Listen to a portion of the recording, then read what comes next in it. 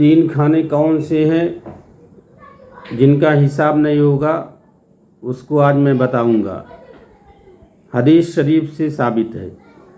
जिस किताब से मैं बयान कर रहा हूँ उसका नाम तरीक़े रसूल अकरम सल्लल्लाहु अलैहि वसल्लम है, सफ़ा नंबर 97, और इन्होंने जो हवाला दिया है किताब का उसका नाम उसवतुस सालिहीन है, उसका सफ़ा नंबर 17 है।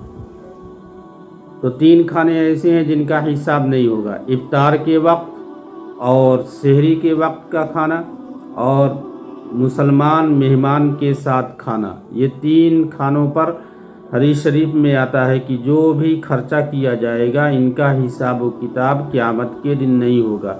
इसीलिए हमारे अकाबिर की, हमारे बुज़ुर्गों की आदत रही है कि जब भी वो अपने खाने में तो हद दर्जा सादगी का एहतमाम फरमाते थे, लेकिन मेहमान के आने पर निहायत ही पुरतकल्लुफ़ एहतमाम फरमाते थे।